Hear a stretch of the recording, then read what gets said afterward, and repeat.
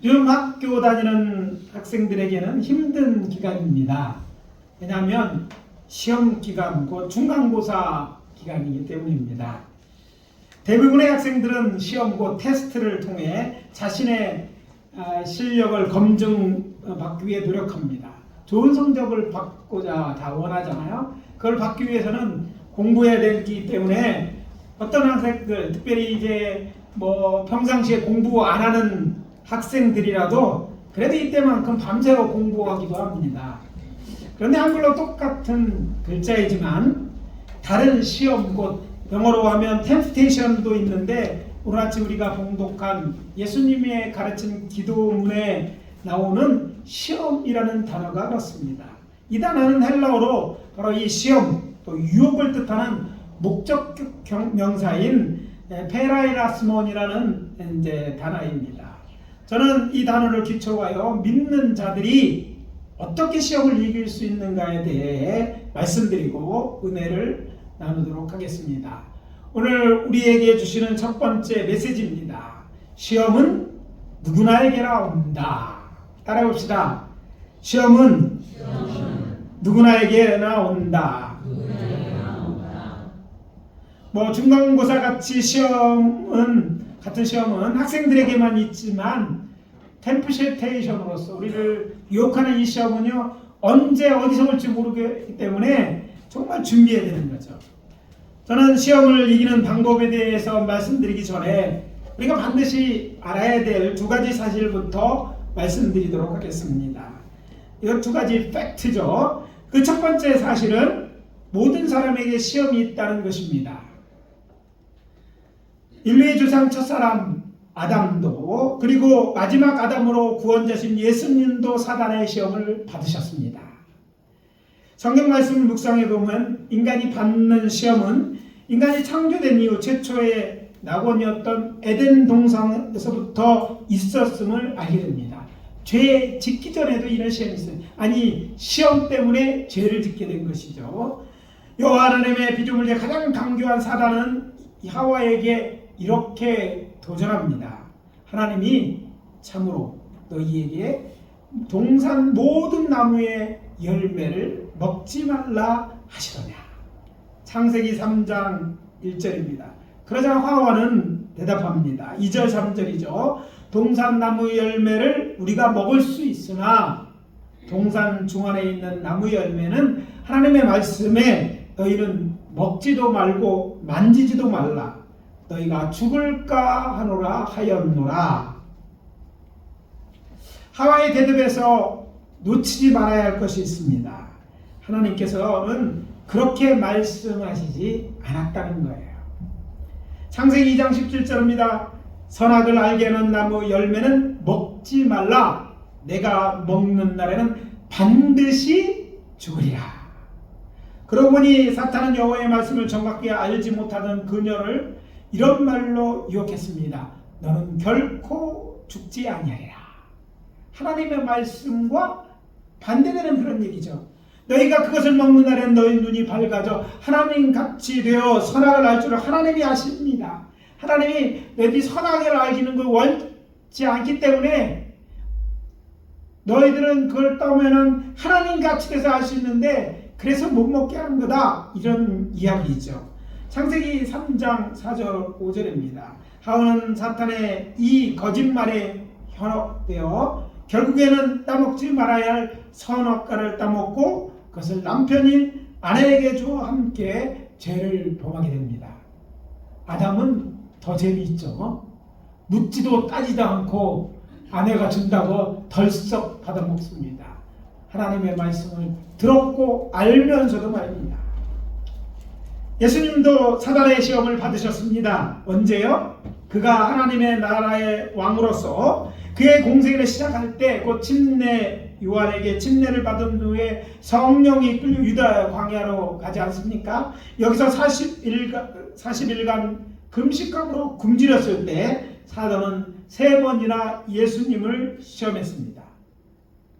이 말은 인류의 조상 아담에게 시험이 있었던 것처럼 모든 사람들, 사람들 누구나 사탄의 공격을 받을 수 있고 많은 사람이 사탄의 공격을 받아 온 경험이 있고 또 어떤 때는 넘어지기도 한다는 사실입니다.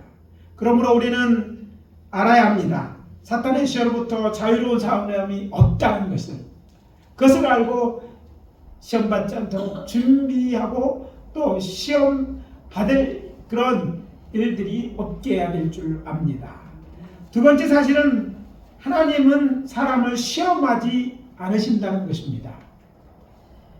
인간의 타락의 기사의 오해 중 하나는 하나님께서 아담과 하와를 시험하시기 위해 선악과를 만들어 놓았다고 하는 것입니다. 어떤 사람은 하나님께서 에덴 동산의 선악을 알게 하는 나무를 두시지 않았더라면 인간은 죄를 짓지 않을 것이라고 주장합니다.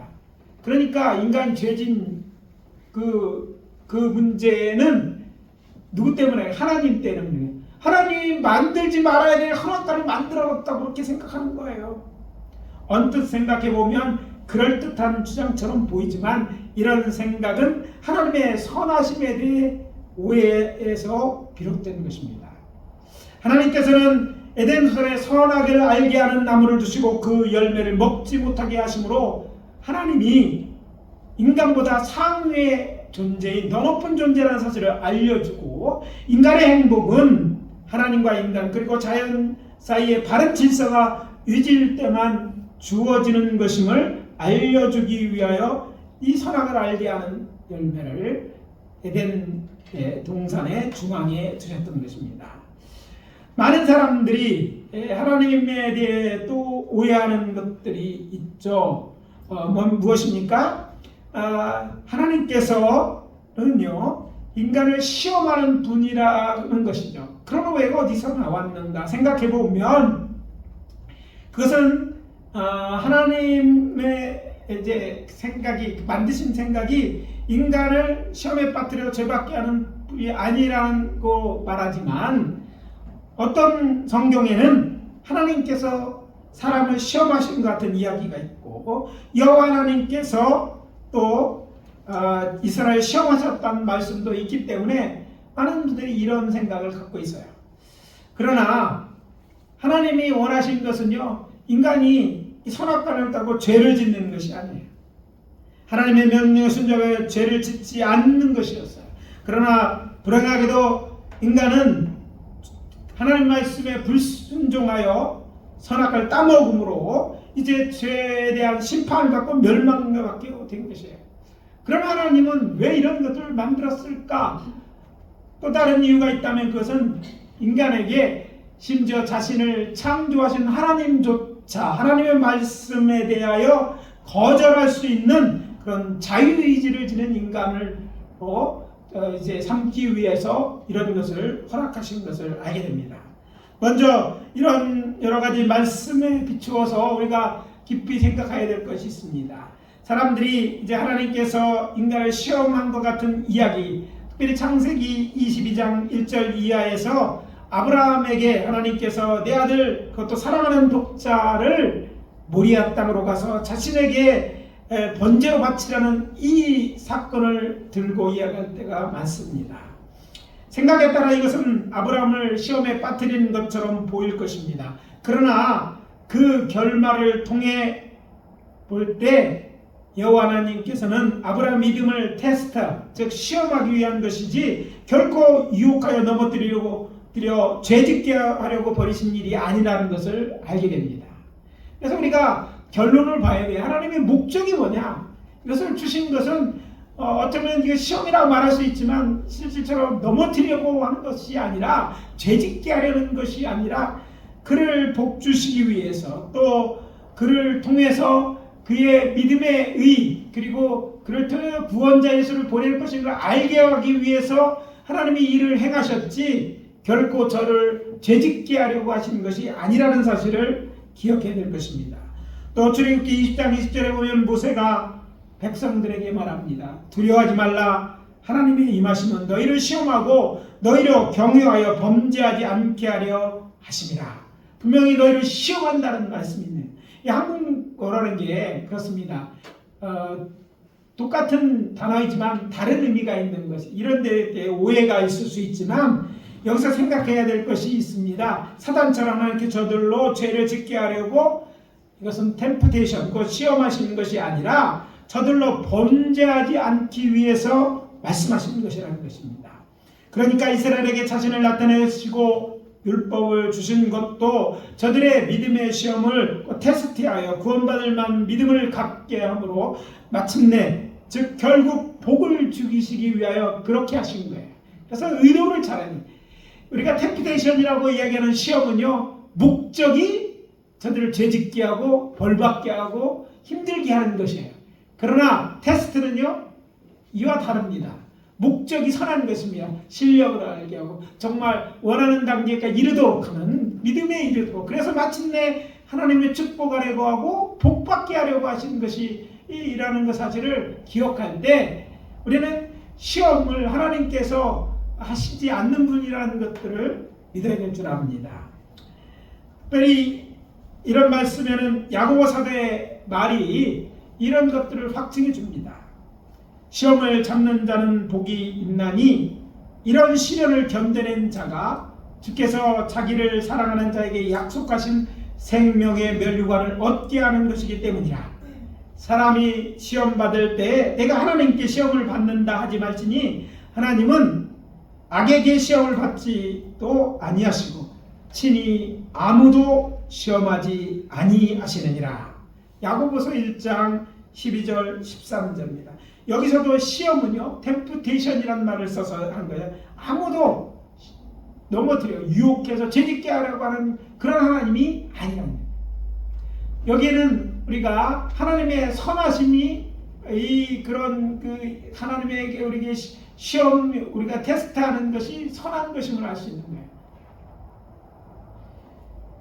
이 사실을 우리 사랑하는 성도들이 믿고 하나님께서 우리에게 주시는 것들은 그런 어려움들, 시험처럼 여겨지는 것들은 우리를 넘어뜨리기 위한 것이 아니라 우리의 믿음을 테스트하게 하고 결국 그것을 잘 견뎌내므로 통해서 면류관 주시려는 것을 우리가 믿어야 되고 또 그 믿음을 보임을 통해서 하나님께서 주시고 또 누리게 하는 복을 받아 누리는 것이 하나님의 뜻임을 기억해야 될 줄 믿습니다. 저는 우리 사랑하는 성도님들이 모두 다 이런 사실을 깨닫고 하나님을 끝까지 신뢰하시고 또 그렇게 시험을 잘 이겨내시는 사랑하는 성도님들 다 되시기를 예수 그리스도의 이름으로 축복합니다. 둘째, 하나님의 말씀으로 시험을 이기십시오. 따라해봅시다. 하나님의 말씀으로 시험을 이기자. 마태복음 4장 1절에서 11절은 사단이 예수님을 시험하는 내용과 예수님께서 어떻게 이 시험을 이기셨는지 자세히 기록되어 있습니다. 이것이 사탄의 시험을 물리쳐하는 우리에게 큰 도움이 되는 것은 예수님께서 우리로 시험하는 자의 시험을 이기는 비결을 계시해 주셨기 때문입니다. 성자 하나님으로 세상을 구원하시기 위해 인간의 몸을 입고 오신 예수님께서 그의 공생애를 시작하기 직전에 사단은 3번이나 예수님을 시험했지만 첫사람 아담과 다르게 예수님은 사단의 시험을 하나님의 말씀으로 물리치셨습니다. 무엇으로요? 하나님의 말씀으로 물리치셨다. 확인 들어갑니다. 첫 번째 시험이 무엇입니까? 예수님이 40일 밤낮으로 금식하심으로 줄이신 것을 알고 말합니다. 내가 만일 하나님의 아들이여든 이 돌들로 떡덩어리가 되게 하라. 마태복음 4장 3절입니다. 하나님은 성자 하나님이실 때는 먹고 이런 것들이 아니었어요. 그렇잖아요. 음식을 먹을 필요도 없어요. 그러나 인간의 몸을 입었은 후에는요, 예수님도 먹어야 되고 쉬어야 돼요. 인간의 몸을 입고 있기 때문에, 인간이 되신 하나님이기 때문에 그래야 되는데 그 먹지 않는 것을 40일 동안 먹지 못했어요.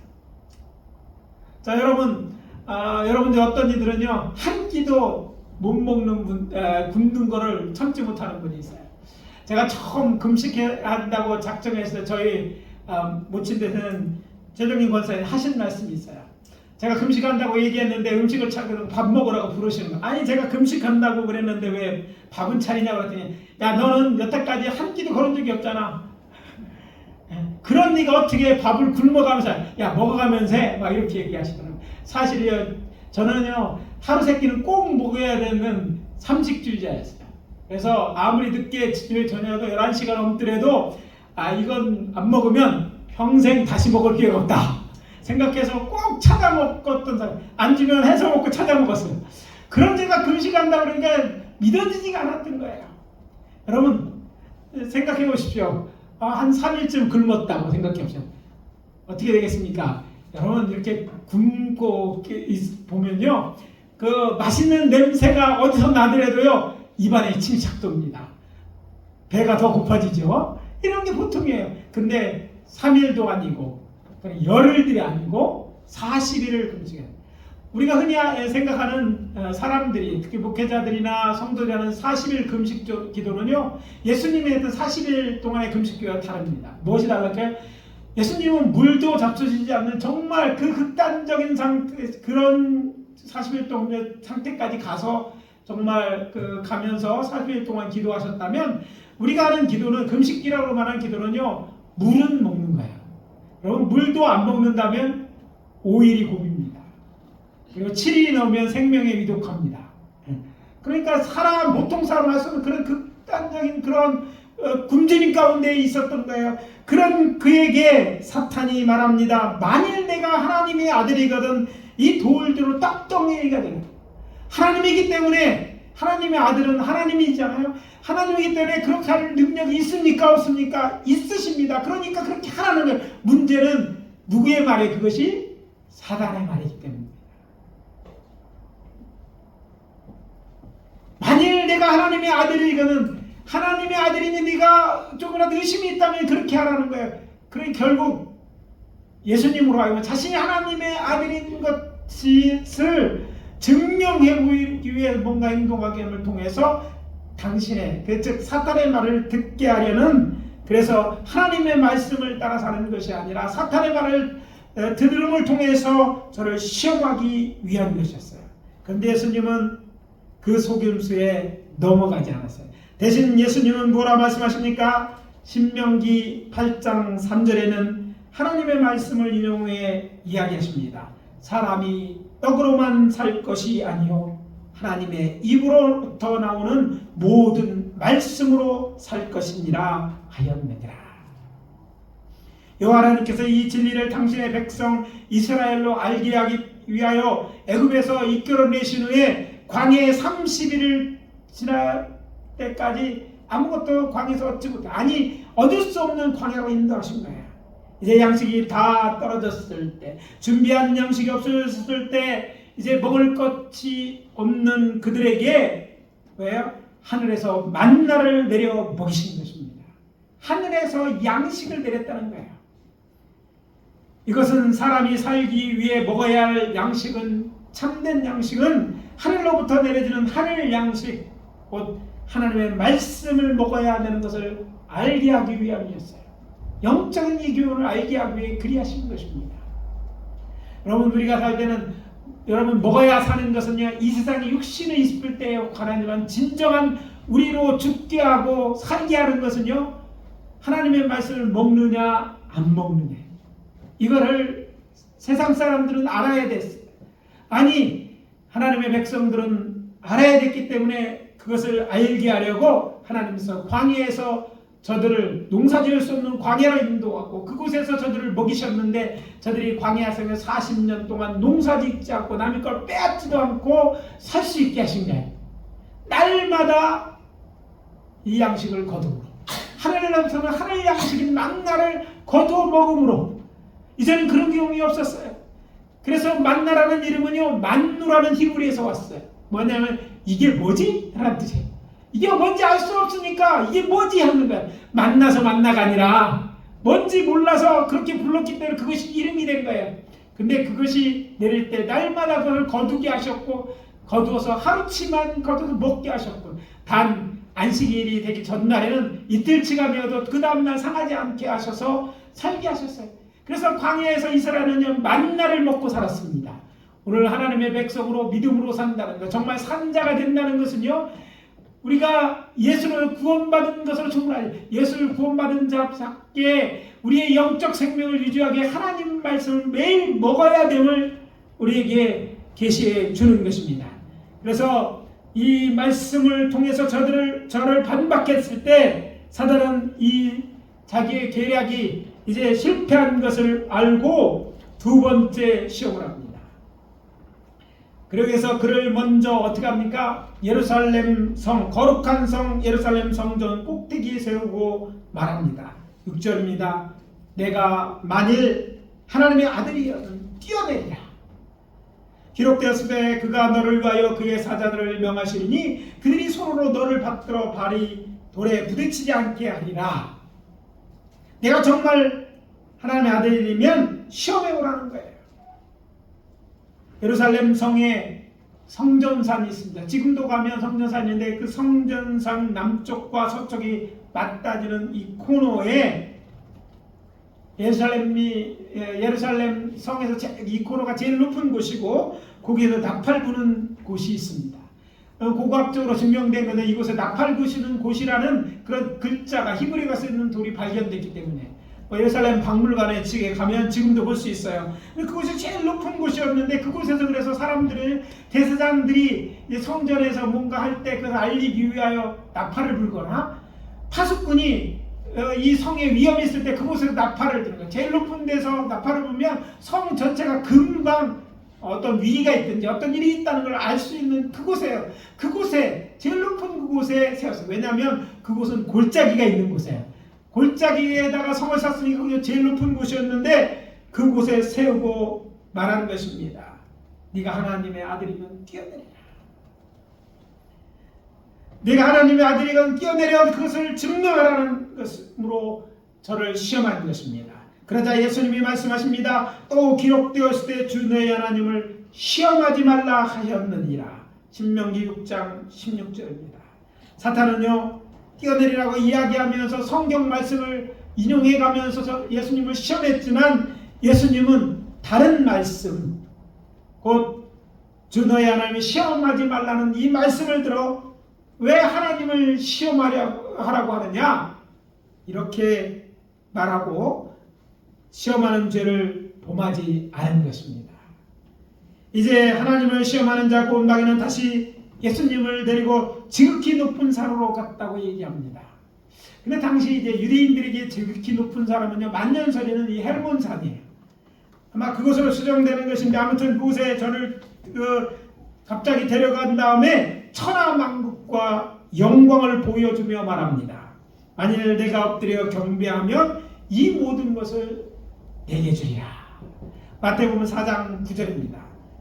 제가 마치 하나님인 것처럼 자신을 경배하라고 말하는 것입니다. 자신을 경배하면 이런 영광, 네가 보는 이런 것들 천하만국 내가 너에게 주겠다고 말하는 것입니다. 그러자 예수님이 무엇라 말씀하십니까? 10절입니다. 살아라 물러가라. 기록되었을 때 주 너희 하나님께 경배하고 다만 그를 섬기라 하였느니라. 그러다 무슨 일이 일어납니까? 마귀는 예수님을 떠나고 천사들이 와서 시중듭니다. 우리가 경배하고 섬겨야 할 분은 오직 하나님 한 분뿐입니다.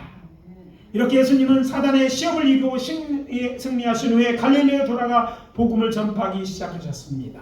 회개하라 천국이 가까웠느니라. 예수님께서 시험하는 자 곧 사탄이라고 하는 동안은 마귀라고도 하는 자의 시험을 이기신 오직 하나님의 말씀을 통해서입니다.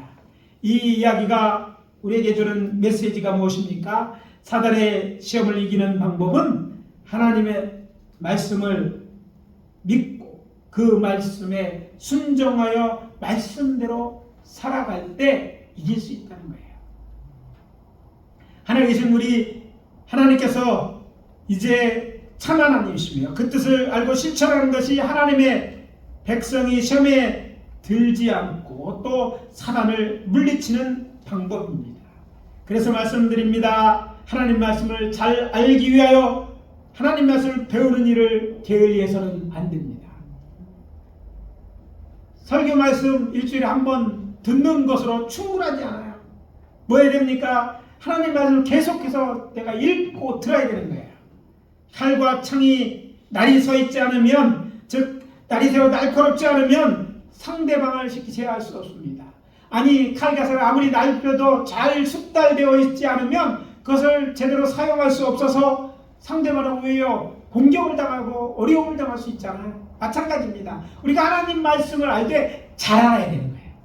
잘 알아야 돼요. 하와는 대강 알아들었어요. 잘못 알았어요. 그래서 그것 때문에 사탄의 그것 때문에 미혹을 당해서 미혹에 넘어지고 말았어요. 우리는 예수님으로 말미암아 하나님의 자녀가 된 자들이 아닙니까? 그렇다면 우리는요, 우리 영적 생명을 위해서 또 우리를 공격하는 사단을 물리치기 위해서라도 하나님 말씀을 공부하고 알아야 돼요.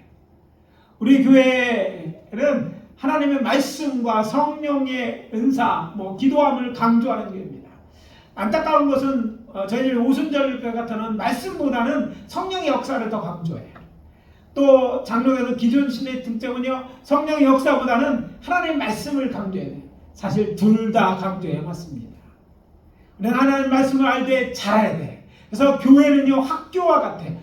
성경, 하나님 말씀을 배우는 것이에요. 또 훈련하는 트레이닝 스쿨 같아. 훈련하는 것이에요. 그래서 하나님 말씀을 어떻게 사용하는지 잘 알고 훈련되어서 말씀대로 사탄이 올 때 우리를 공격하는 어떤 시험에서라도 그것들을 사용해서 우리를 사탄의 그런 잘못들을 지적하고 또 우리가 하나님을 잘 알고 그 말씀을 사용해서 저들을 물리쳐야 될 줄 압니다.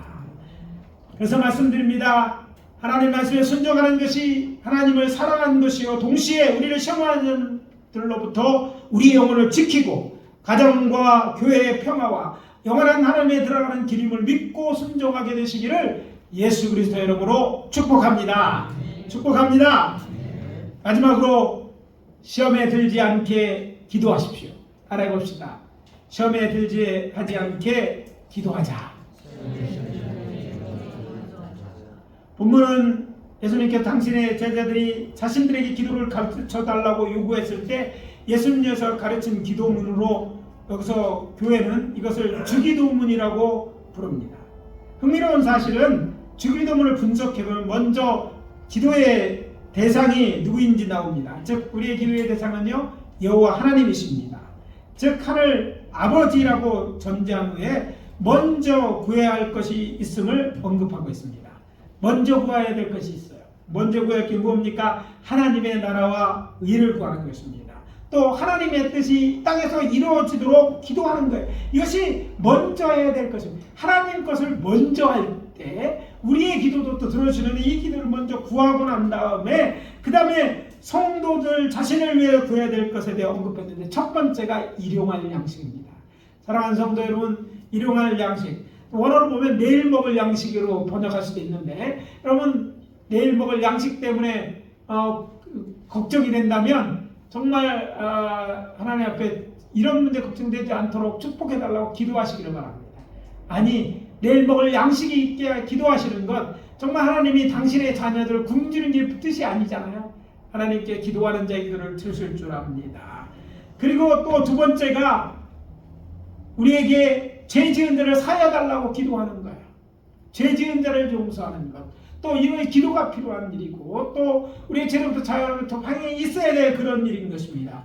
그런 다음에 뭐라고 합니까? 오늘 언급된 말씀처럼 우리를 시험에 들게 하지 마옵소서로 기도하라고 가르치고 있는 것입니다. 그렇다면 예수님께서 왜 이런 기도를 하나님께 드리라고 가르치는 것일까요? 그것은 우리를 시험하는 자가 있을 것을 아시고 그렇게 말씀하셨을 것입니다. 그러나 그것이 전부가 아닙니다. 우리의 힘만으로 우리를 시험하는 자 곧 사탄과 그의 존재의 유혹을 물리치는 일이 쉽지 않기 때문입니다. 사단이 누굽니까? 인류의 조상인 아담을 시험하여 죄짓게 만든 옛뱀이 아닙니까? 이 말은 우리를 시험하는 자의 힘과 관계가 마치 미사일같이 빠르고 날카롭고 파괴력 또한 세기 때문에, 우리를 알기 때문에 우리의 약점을 알고 그것을 통해서 저를 시험한다는 거예요. 그래서 저는 이 말씀을 이렇게 이야기합니다. 우리의 힘만으로는 그것들을 막아내기 쉽지 않으니 하나님의 보호와 성령 하나님과 천사들 곧 교회들 필요하니 하나님께 기도하라는 말씀입니다. 잘 아시는 것처럼 지난 금요일 그러니까 19일 이스라엘에서 이스라엘을 향한 미사일 공격이 있었습니다. 이제까지 알려진 바로는 이란의 아스파한 공군기지를 공격한 것으로 나오는데 이것은 아는 것처럼 이스라엘이 지난 13일 이스라엘 본토에 대해 드론과 미사일 약 300여 기로 대대적인 공격을 가한 일에 대한 보복이었습니다. 이스라엘 본토가 처음 대대적으로 이스라엘을 또 공격을 하는 거예요. 그래서 대응으로 이것을 했다는 거예요. 그렇다면 이란의 공격으로 이스라엘에게는 큰 타격을 입었습니까? 아닙니다. 타격을 입지는 않았지만 공격한 그 사실 때문에 다시 저들을 공격한 거예요.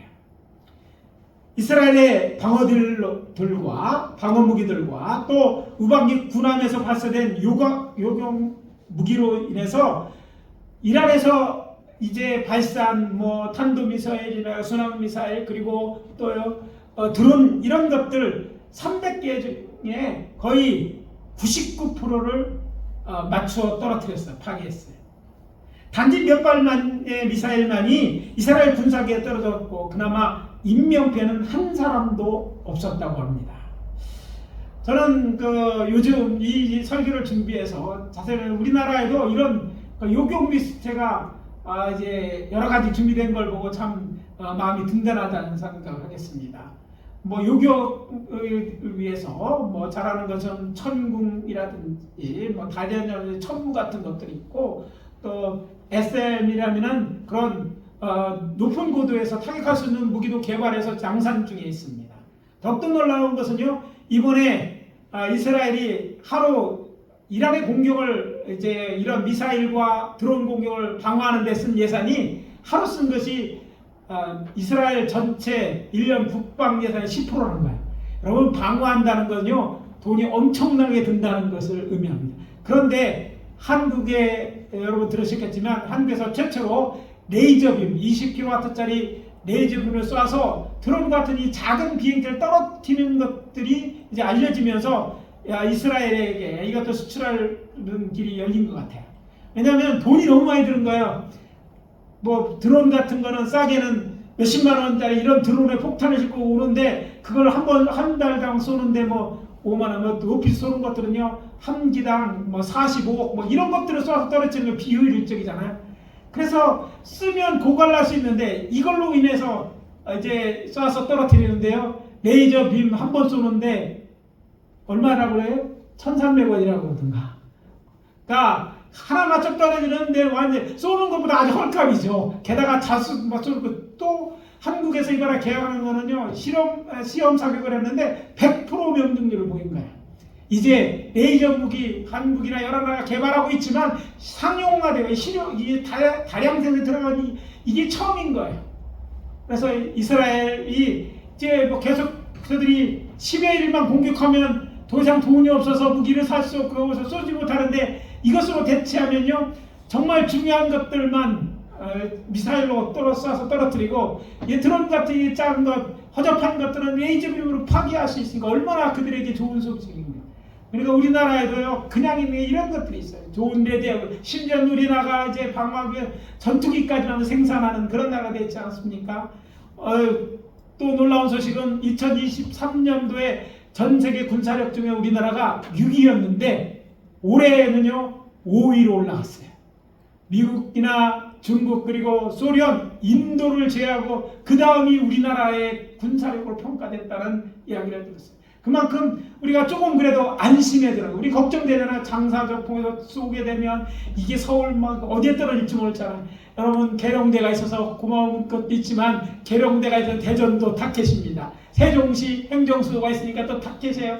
언제 어디까지 날아올지 모르는 그런 위기에 있는데 이걸 방어할 무기가 갖춰지고 있고 점점 더 양산되고 있다는 것은 우리에게 정말 좋은 소식이 아닐 수 없습니다. 그런데 더 좋은 얘기는요 이것입니다. 사탄이 이렇게 우리를 정말 이란의 공격같이 여러 가지로 공격해 올지 우리에게는요 우리를 보호하시는 하나님이 계시고 하나님이 우리를 보호하신다면 저들의 어떤 공격도 우리를 해하지 못할 것이라는 사실입니다. 그래서 오늘 말씀에 우리가 주의를 기울여야 되는 거예요. 하나님이 우리를 보호해 주신다면 첨단동 경비와 이런 방어 무기를 통해 보호하는 것들처럼 이렇게 아무런 피해도 입지 않을 수 있는 것처럼 사탄의 시험을 막아낼 수 있다는 것입니다. 또한 하나님의 영이신 성령은 지식과 지혜입니다. 마치 레이더처럼 알아내고 그 약점들을 찾아내고 그래서 공격할 또 능력도 있는 능력의 영이 아니십니까? 그러므로 하나님께 구하여 성령 충만할 때 우리는 우리의 적들과의 싸우며 승리할 수 있는 것입니다. 킬체인 같은 방어만 가능한 것이 아니라 원점 타격한 공격도 가능한 것입니다. 그렇기 때문에 부활하신 예수님께서 이 영적 부를 알기에 세상의 남겨를 당신의 제자들에게 예루살렘을 떠나지 말고 하나님께서 아버지께서 약속한 것을 기다리라고 명령하신 것입니다. 그래서 말씀드립니다. 초대 예루살렘 교회 성도들처럼 하나님의 약속을 믿고 예수님을 받들어 간절히 하나님께 기도할 때 성령 충만을 위해 기도하십시오. 기도함으로 항상 충만하십시오. 뿐만 아니라 항상 깨어 있어서 마치 교회, 가정과 교회, 나라를 지키는 영적 파수꾼이 되어서 여러분들이 기도한다면 우리의 가정이, 우리의 교회와 또 이 나라가 악한 영의 공격으로부터 안전하게 되고 저들과의 싸움에서 승리하게 될 줄 믿으시기를 바랍니다. 이것이 시험을 이기는 비결일진데 성령 충만하시기를 예수 그리스도로 축원합니다. 축원합니다. 기도하겠습니다. 아버지 하나님, 주의 은혜와 사랑을 감사합니다. 오늘 우리로 시험을 이기는 자가 되라고 시험을 이기는 비결을 가르쳐 주시고 우리에게 격려하시고 또 권면하시니 감사합니다. 시험이 있을지라도 아버지 하나님이여 이 시험을 이길 수 있는 능력이 우리에게 있기를 주여 허락하여 주시옵고 또 성령님 아버지 하나님의 능력이 우리에게 있어서 저것들을 물리칠 뿐 아니라 하나님의 보호하심이 되기를 원합니다. 아버지 옛날에 성이 이것을 보호하듯이 우리에게 성이 되어 주시고 우리를 지키는 아버지 하나님이여 파수꾼이 되어 주시옵기를 구합니다. 하나님 이 일을 위하여 기도하는 당신의 사랑하는 종들을 보호하시고 교회를 보호하시고 가정을 축복해 주시옵기를 간절히 바라옵고 나올 때 예수 그리스도 이름으로 기도합니다. 아멘.